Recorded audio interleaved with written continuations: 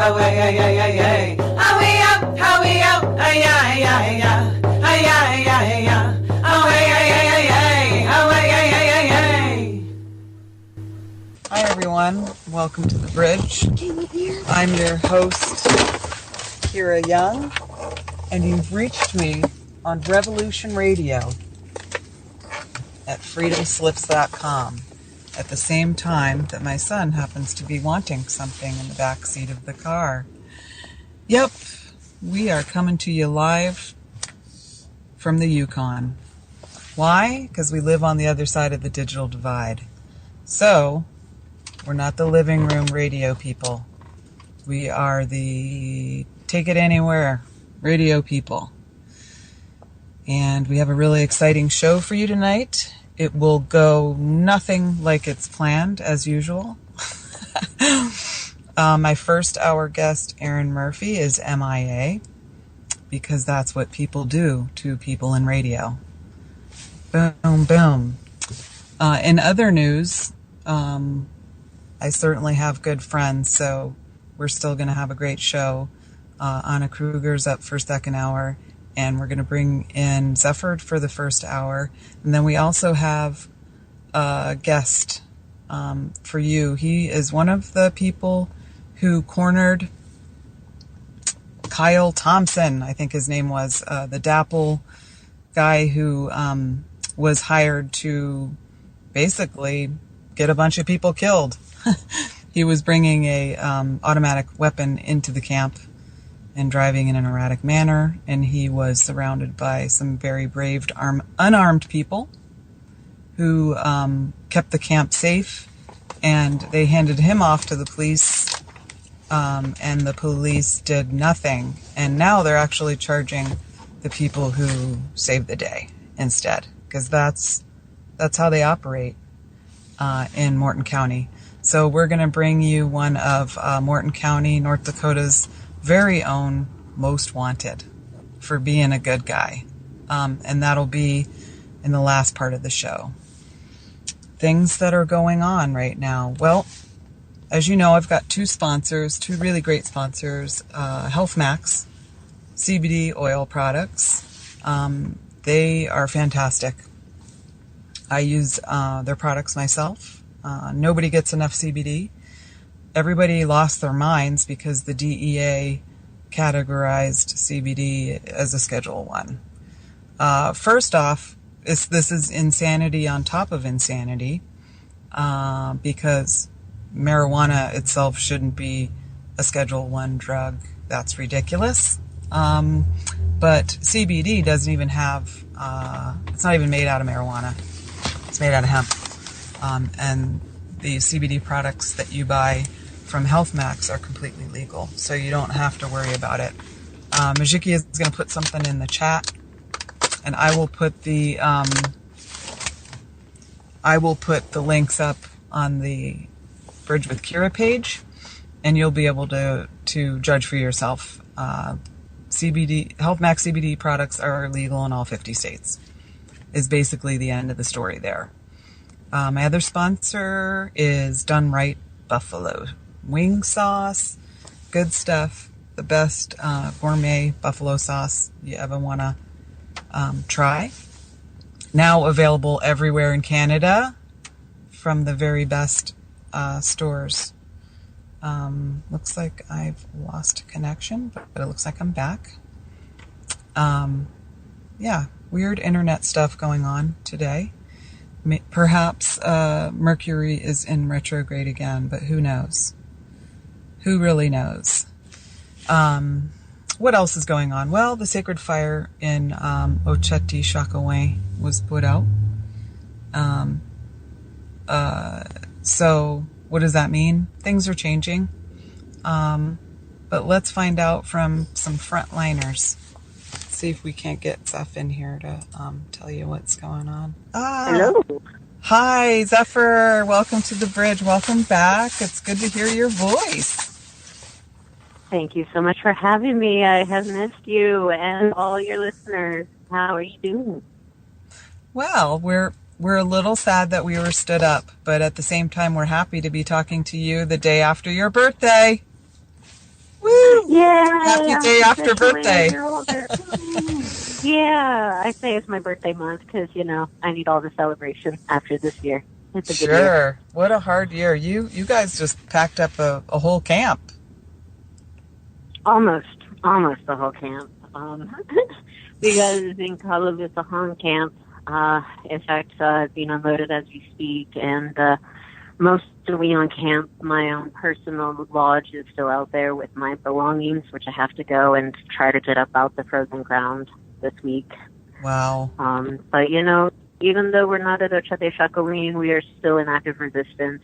We are still, a family that actively resists wherever we go. We're definitely, taking a little bit of a breather, getting some healing in from, the past 4 months and 3 months. But we're still planning and, plotting and looking into our next steps. So the struggle still continues. This battle might be over, but the war is far from over. Yep. And we are going to continue to fight.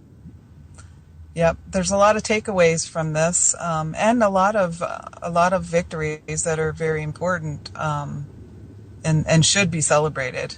I think I mean, this was a historical gathering. Whatever else has come of this, whatever the end result of the Black Snake construction, this was a moment that many people couldn't believe would ever come in their lifetime, and it was enacted, and it was enacted for months, and so many people around the world got to share in it and witness it and take it back to the communities. And this really is an incubator for a lot of seeds that have been planted and are now slowly starting to grow into across Turtle Island act of spiritual resistance and around the world, really. Yeah, I joined my local chapter of the Blue Ridge Environmental Defense League. And I went to my work there. Yep, I went to my first meeting, which was all women. Yay! And we have lots of really, as it used to be, apparently. Yep, we have lots of work, and there are a ton of pipelines all over the place that they're planning to build all at once. It's almost like they have a strategy. 47. It is a definitely very concerted effort, and focusing on this pipeline is important, but we also need to understand that as we were focusing on this, Obama was very quietly approving other pipelines, and the same thing happened. This pipeline was approved while we're fighting the KXL. So it's not over, and this Black Snake has many heads. It is a hydra, and really, going to sound like a broken record on this show, but we really do have to look at now ways that we can globally put pressure, and that's pressuring the banks, that's pressuring the money. The money is what is pushing these projects through. It is, profit at all costs, and it is profit bent on destruction. So it is definitely time to divest from banks that are funding this, to leave bank exit, hashtag bank exit, all the banks that are funding this and every other pipeline, because that is, our collective power that we can show under this current economic system. Yeah, that, and highly effective. Once the banks think that their bottom line is going to be affected by their investment, they pull out, because it's all about money for them. So, So we have to use what they will see. And if they can't see our spiritual power, then it's time to use our collective economic power to, put the halt on these projects that are all over America. The Oceti Sakowin elders have asked people to go home unless they're really, really ready for, what is turning out to be a winter for the count. This is, one of the most intense winters that many of the elders said they've ever seen out here. But there's other encampments springing up all over the place. Almost, overnight, a whole bunch of people were encouraged to go down in North Florida and fight the pipelines crossing the Swanee River down there. And, there's the fight in Texas. There's many places that people can plug in. We just received word that encampment has been established in the Black Hills. Wow. Our family's also looking into securing our own land for a permanent spiritual encampment. We've been talking about it, focusing as a Winyan Camp, as a women's camp, to teach both healing and bring healing, as well as develop women and two-spirit leaders. because this is not the last battle. Right. We need leadership. We need, what I've observed at Oceti Sakowin is that, it really calls to a lot of hurt people who were seeking healing, and a lot of leadership rose up that might themselves have also needed healing. We need our communities, and especially our leadership, to have that healing, to be able to really keep from being assuaged. Right. When the pressures come, when the money comes, when, the politics of these fights come. Mm-hmm. So that's really a hope I have for our next step. It's a dream. It's, the very beginnings. But I feel like it's a powerful and possible dream. Absolutely. To effect into existence. One of the things that I try to do with my blog is make people aware of cluster B personalities and sort of be able to pick them out, once they, because we've, as a society, as an overarching society, we've been mistaking pathology for leadership for a long time. And Absolutely. so, Absolutely. and those of us who, have experienced narcissistic and psychopathic abuse, we're targets because, they want to suck your shine right out of you and use it for their own.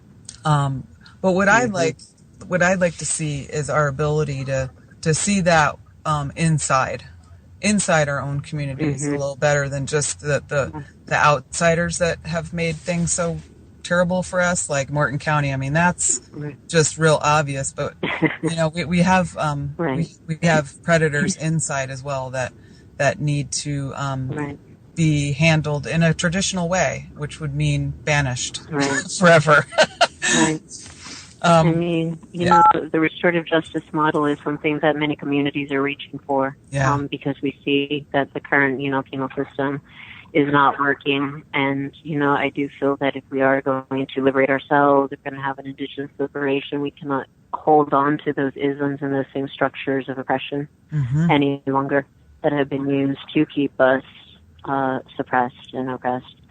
So I really do like the idea of, really focusing on healing and looking on what restoration and justice mean to our communities, because those are two things that we haven't really had, especially in indigenous communities. The whole system, the whole society, and the legal systems are all structured for the exact opposite of healing and restoration and justice. So I think it's time, this is a movement that was built around an issue, but is a movement of re-indigenization. It's a movement of reclaiming indigenous sovereignty. It's a movement of becoming liberated from these systems of oppression.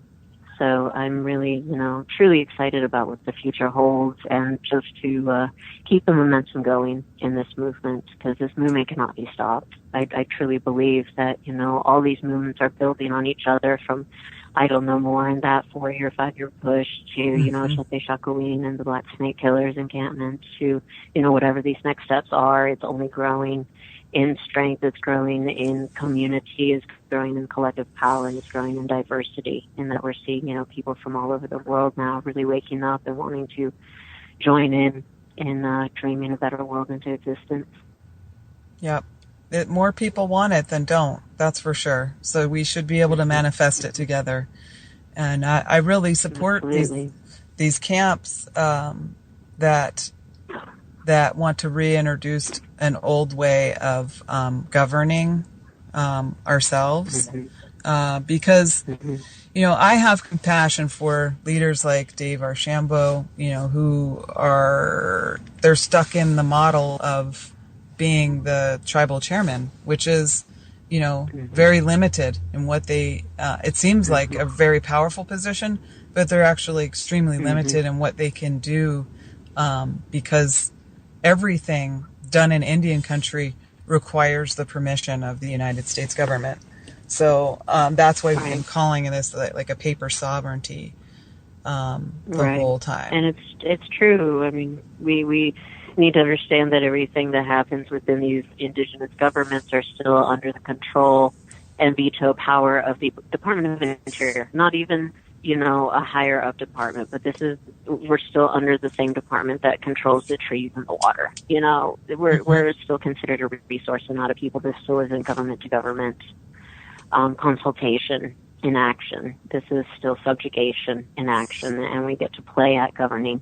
We get to play at governance of ourselves, but we don't actually get to enact the sovereignty. So, I'm watching the leadership rise. I'm watching, the Indigenous International Youth Council really step up. I'm watching these so-called millennials who really have a strong sense of urgency in environmental issues and social justice issues, really rising to the top in terms of being leaders and activators and catalysts in the communities, and especially at the camp. So it was a beautiful experience. It was beautiful to observe it. Like anything else, there's trial and error as, communities. We're still learning how to walk again, under a culture and under an occupation that wants us to forever stay sitting and still. So there's going to be some practice. There's going to be some trips and falls, but overall I'm really proud of our people and how we came together and how they're together and remain together in unity. We are still unified against this black snake. Just some camps have chosen to step away as asked. Others are going to remain there through the winter or as long as they can. So shout out to all the diehards who are, sitting there in negative 50 this weekend.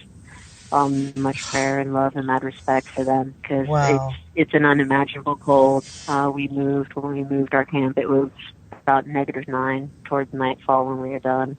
And it is a cold that there's no words to describe the bitterness that seeps into your bones and that freezes over your face mask, and that makes it so you feel like you can't move or think or breathe anymore.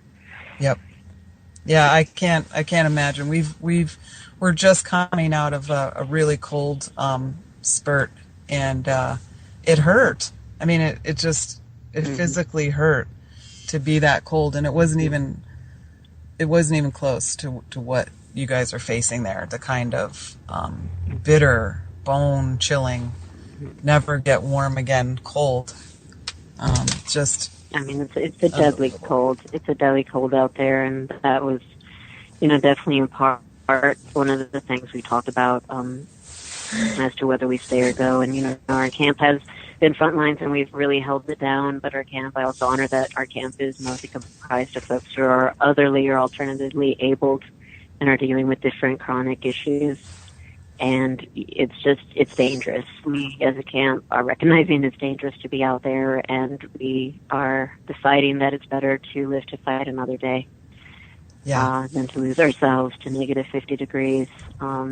These elders of mine, I respect them, I love them, I honor them, and I need their wisdom around for a long time, so I don't need them turning into popsicles right out, on a plane.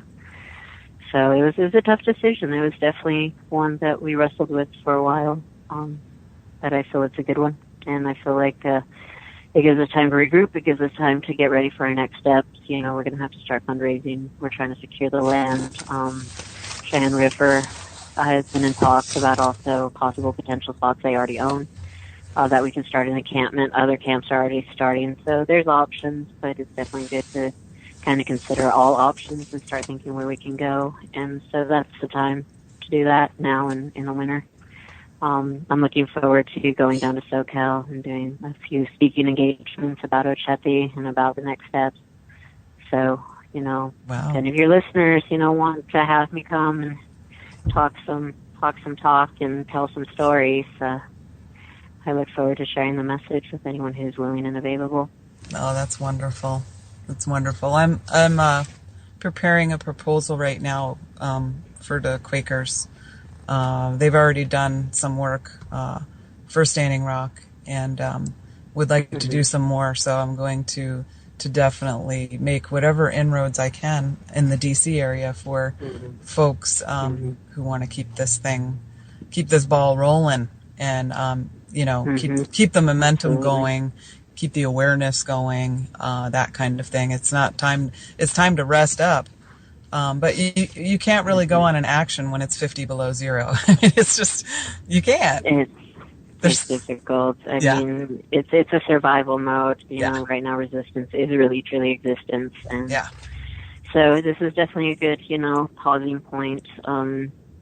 I'm not sure if work is even able to continue in this weather for the other side. So Right. I feel like we're both at a pause, and I feel like Grandmother Earth is telling us how displeased she is with this and the other happenstances, all these other land rapings that are happening, that, so much so that many a winter storm have blown through that weren't really predicted or weren't predicted to be as severe as they are. Now this, massive, giant winter storm that just rolled through from coast to coast, there's definitely something up. Something's changing, and we're seeing how powerful she really is. So I'm okay to honor her power and appreciate her blizzard winds and blowing snow from inside a building that isn't threatening to blow over on me. Right, and believe me, people will tell us. We'll know if they do, start to, if something happens, people will be there. It's not, completely abandoned site, but it's just not at all. Yeah. Not at all. It's still going pretty strong. It's just tactically it's difficult to hold that large mass of people in -50 when toilets can't. They had to remove the toilets. They said they were freezing over, which honestly I believe, because everything there was a solid block of ice when we were moving it. So it's logistically difficult to continue there in exactly the way we have been. It was easier in the long summer, in the fall, and even in the mild winter. But it's time for people to get safe. Everybody has Camp Croup, everybody has Camp Cough. Yeah. I think it's okay for things to heal, and I think it's okay for our warriors to take time to heal. They have had a lot of actions against them. There's been a lot of harm launched from the other side.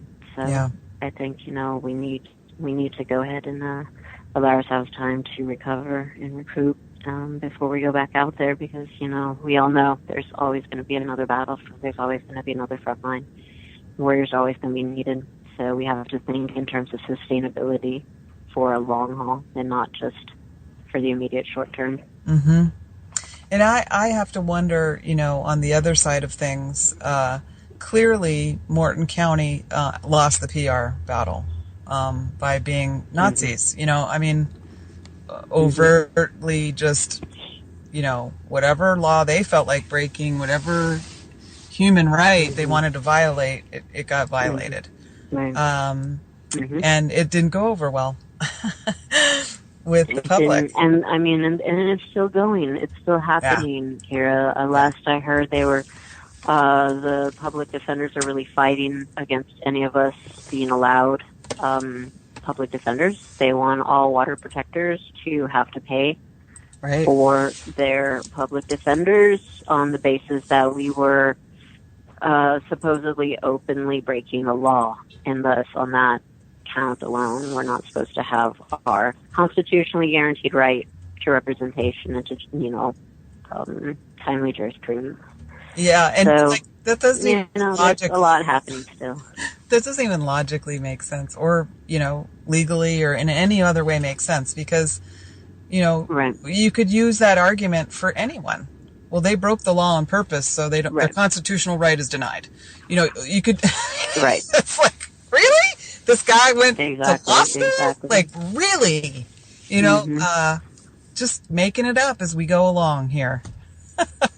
And it feels like that all the time. Yeah. And the whole, activist judges, label, as if they're not activist law enforcement, because, you could label anything activist. We're activists because, they're activists because they're Nazis, so that's their,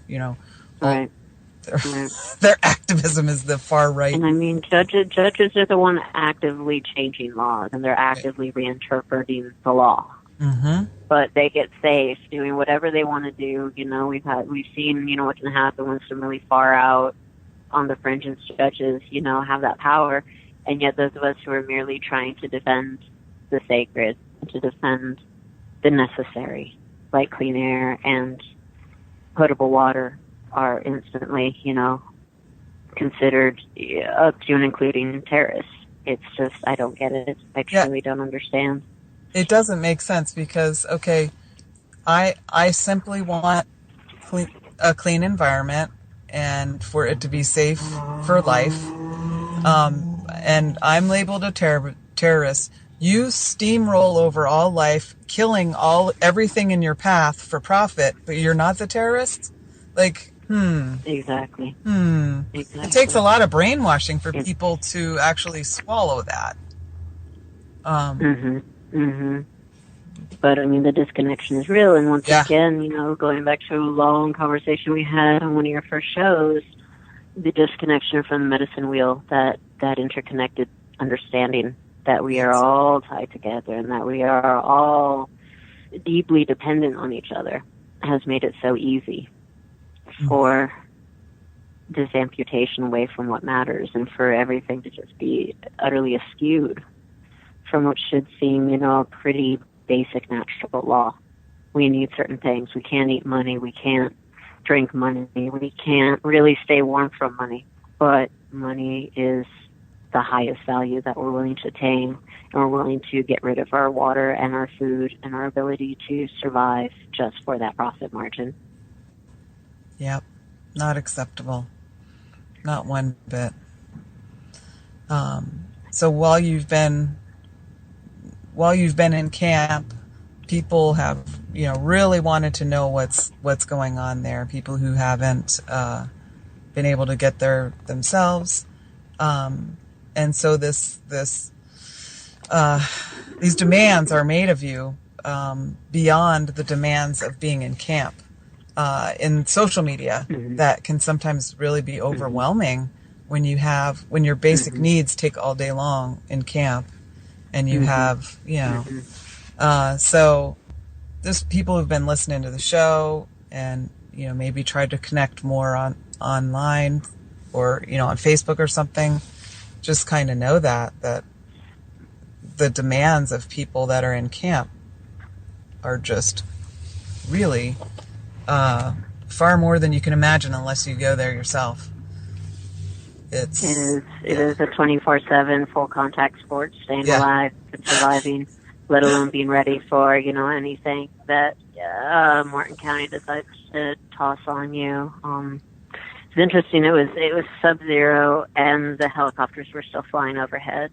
You know, nothing's changed. It's interesting because the dynamics at camp have changed. The sacred fire has been extinguished at the main MC area, the main protocol area. Another sacred fire was lit and also immediately extinguished. So, you know, there's definitely the sense of like the era of Oceti Sakowin during the fall and the winter. And you were out last month. You know, it's changed. It's gone. But it's not necessarily forgotten. There is still, you know, an active spirit of prayer and resistance at the camp, but the ability to survive has become even harder now that there's less folks, now that there's less kitchens, now that there's less services. You know, at the beginning we had water and toilet tissue and firewood delivered, and now it's, you know, can you get out of camp to get on the roads, and can you drive on icy roads up to a town to get your supplies and then make it back into camp. So, you know, it's definitely more challenging, and it's more time consuming now just to kind of survive and exist to resist. So for those who are following different camps and different camp leaders, you know, just thank you for your patience, and I'm sure they can appreciate any love and support you can offer them. Yeah. So still support people that are there. They're there for a reason. They've made that decision, and you know that decision should be supported. Absolutely. Yeah. Just as yours to rest up for the next phase of resistance. Right. Yeah. And I will give a shout out to the Red Medicine Resistance Camp that has decided to stay. The Oglala Lakota Camp, they're there. The Two Spirit Nation Camp, Candy Brings Plenty, has decided to keep them out there. So, you know, there's lots of camps and there's lots of people still left to the port. You know, as we were leaving, we were definitely calling out a lot of the good donations and usable donations that are still needed in camp, and distributing them to folks who are staying for the long haul, and at the same time still grabbing necessary supplies, because we're gonna take a breather, but we will be back, and we'll be back in full force, getting ready to do whatever the next steps are. Excellent. And there's definitely what I've tried to capture in these shows is the what I would call the real heroes, not just the important Indians that everybody knows about, that right. Party with the rock stars and the celebrities and the movie stars and stuff. Right. But the people on the ground Right. who've been doing the heavy lifting for 4 months. Right. Those are the stories that I find more interesting than Mark Ruffalo's buddies. Right. And then it's true. And well, the celebrity was good to bring awareness to, subsets of folk that might never would have cared. I've met probably 1,000 folk through these months who do the work day in and day out, who, don't have a lot of following on Twitter or Facebook, who aren't well-known names, but who are always loyal and devout in their courage and their honor, and went to those front lines day after day, no matter how much we took, and then just came back the next day, and, we could still greet each other with smiles and hugs and jokes, and, hold each other in those more difficult moments. And, I already miss the camaraderie. I miss the family. I miss, being on the front lines, as terrifying as some of those moments were. Just in that unity that you get out there, that you folks, that we live stream as much as we can so that other people can see it, but unless you're really right there on the ground, shoulder to shoulder with someone, there's no way to really describe that unity and that solidarity and that camaraderie that gets forged in those moments. Oh yeah, the bonding and the way that you miss it, even though you were suffering. Well, sometimes you still miss it because you're we're meant to live like that all the time, bonded in that way with our communities. And so we're finally getting this unmet need met, but at the same time, you're really suffering to get that need met because you're on the front line. So it's a really weird juxtaposition in that way. Yeah. And I would venture to say that it's the same type of bonding that would go on in any other type of war zone. Right.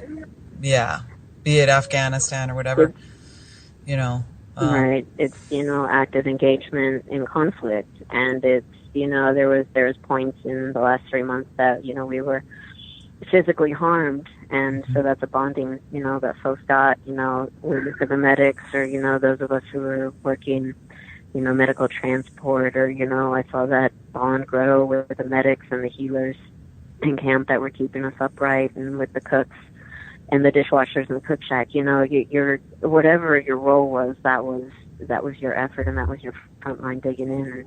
And, you get to know and really come to respect and care about your comrades that are right there with you. And I was telling one of my comrades from Winyan Camp, it's difficult for me to feel as connected to my old life or to my old community as much as I've become connected to my new family, my new life that Oceti brought to me.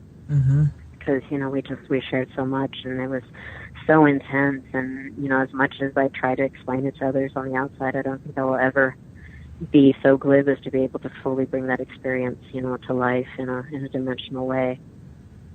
Yeah. It would be great if there were movies, if there was a movie made, and it wasn't told from the point of view of people who tend to fib. Right. No, I dream of making a Miyazaki-esque, anime about Oceti, about our experiences at Oceti Sakowin, because there's just so many moments, both, mundane and poignant and funny and provocative that, I've witnessed that I would love to share. Love it. I love that idea. But once again, I got so many irons in this fire. Let's see what comes out and actually gets hampered into something usable. Yep. Yep. And the whole idea of that big camp, the Oceti Sakowin, is, and it lives on in the spirit of the people. So it's not just a physical Absolutely. place or a time and space. This is it's an ideal of how to live. It's a philosophy. Yeah. It's a experiment in living outside of capitalism. It's an environmental social justice movement. It's a movement of self and community liberation, indigenous liberation. It's a movement of healing and well-being and wellness. So all those things really did grow out of that camp, and it's only going to continue to grow, I think, if we keep feeding it and nurturing it and growing our communities and growing our connections that we've started to forge there at camp. How far would you be willing to relocate your lodge if you were called all the way across the country? I guess it would depend on who's making the call and where we're going and who calls first and what we're doing. I am at a crossroads, I will tell you. I'm at a crossroads of life, and I'm just, opening myself up to the ancestors, because that's kind of what got me into all of this in the first place. I said yes to ancestors, so I don't think I get to change my answer anytime soon. Yeah. And when I was coming out there, somebody asked me, "Aren't you scared?" And I was like, "Not one bit." I did not feel one bit scared, ever. I might have, and I've been in some of the situations you guys were in, but I never felt scared.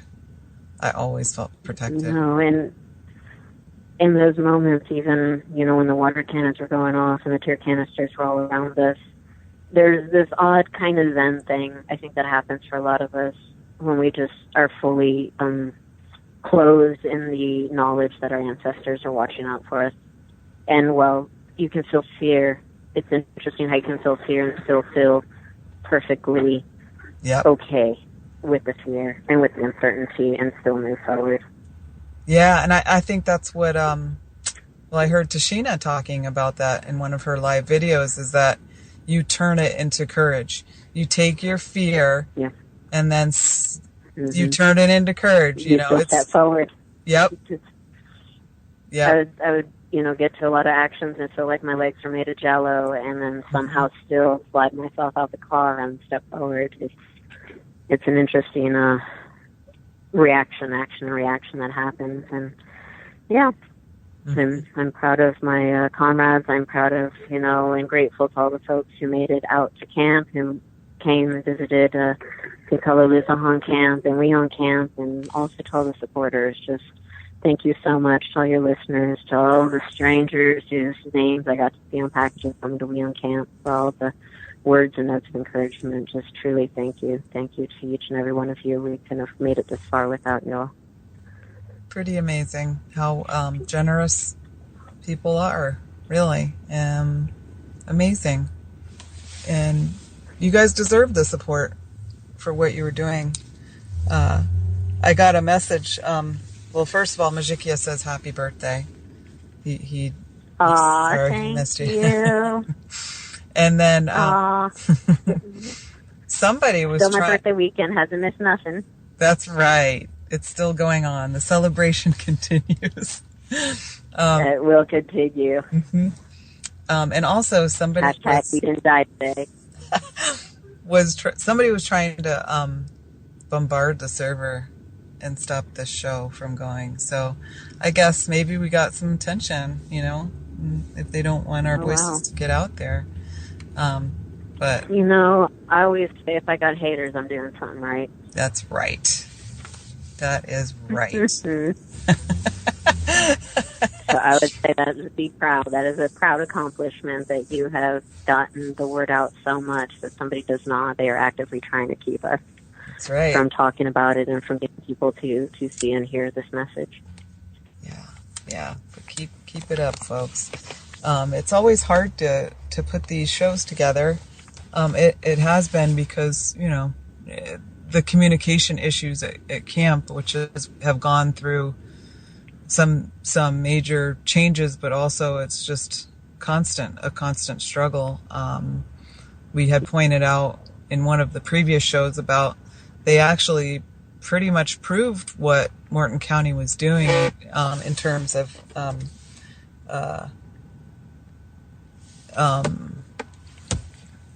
with the Stingray, and they were messing with the phones, and they had electronic interference, as well as surveillance. Yeah. They were both blocking calls and then listening on to them. I could always tell when I call somebody, I could hear the clicks in my phone. And they wouldn't let the phone dial through until, like, whoever's listening had clicked in on it. So that was frustrating. That is weird. I'm grateful. I'm grateful to not have to constantly fight the frustration of needing desperately to make a phone call or get a text out to a family member and not be able to do it, until Big Brother Morton County was listening in. So yeah, there's a lot to it. There still is, I think a lot going on. I think, like, we said earlier, it's just kind of at a pausing point. I don't think this new administration is going to be any more respectful of tribal rights or treaty rights or indigenous sovereignty. I don't think this, looking at the cabinet that's forming, I don't see this new cabinet advising for the environment and away from profit at all costs. So this is definitely the time to regroup and gather strength and to get some tactics under our belt and get some leadership ready to go, because I don't think this is going to stop anytime soon. And get networked, privately networked, for sure. Yeah, I mean,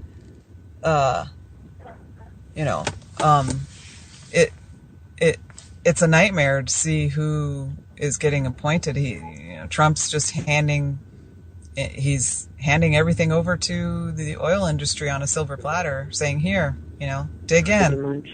And they're already entitled by the way that they act now, and starting to build a pipeline without even getting the permits, because hey, it'll get approved. Once it's partially built, they'll have to let us build the rest, right? Exactly. Yeah. Exactly.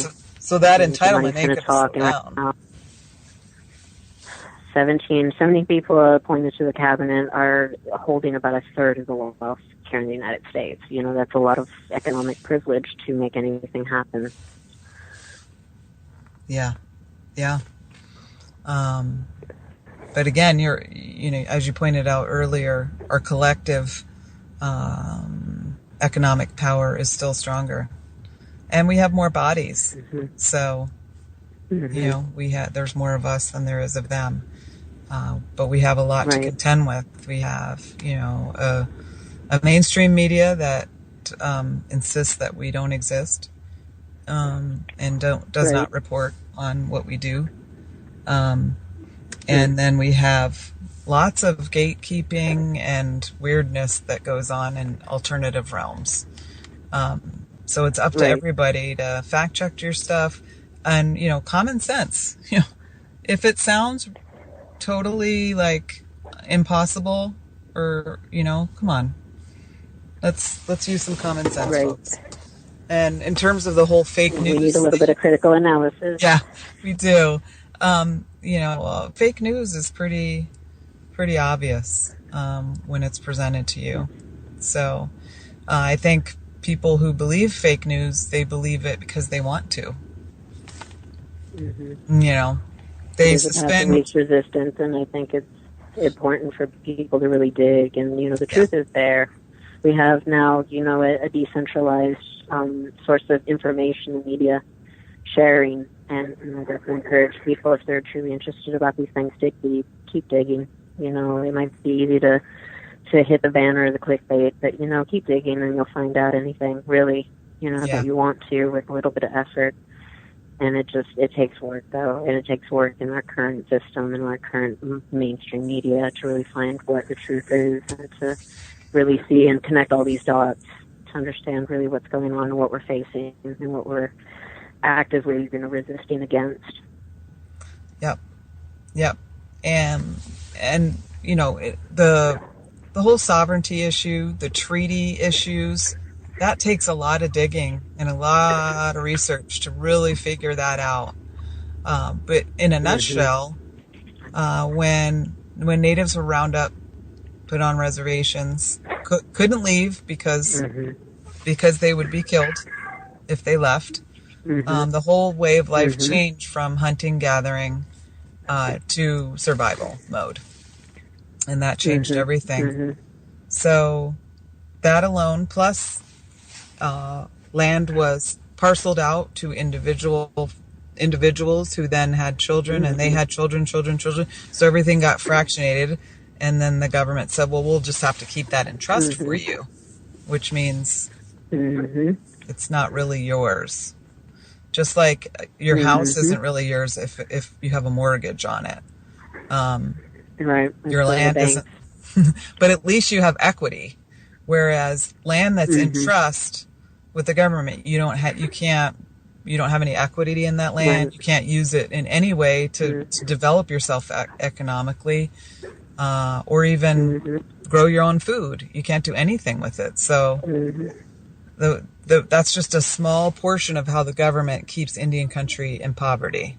That's just a tiny little piece. So those of you who are just learning these facts, take that little nugget and keep digging, because that's just a tiny piece. There's more injustice there, more economic injustice there, and that's another thing that was the veil was lifted on that, on the economic injustice, the violence of poverty, and what that does to people.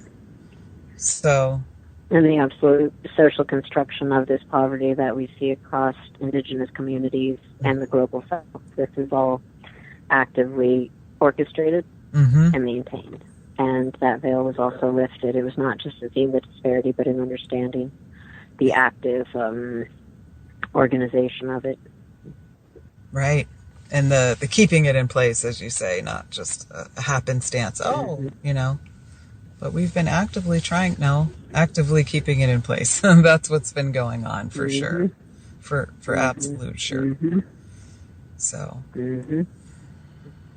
But, you know, change is coming, and I think that's the other thing that Oceti really signifies, is that we are no longer just going to sit as indigenous communities and roll over when the big oil and the big corporate dollars come at us and threaten our sacred sites, threaten our waters, threaten our children's futures for the next 7 generations. We have shown ourselves to be actively aware, awake, and involved communities that are willing to put our bodies on the line and our freedoms at risk to stop these destructive elements in our communities.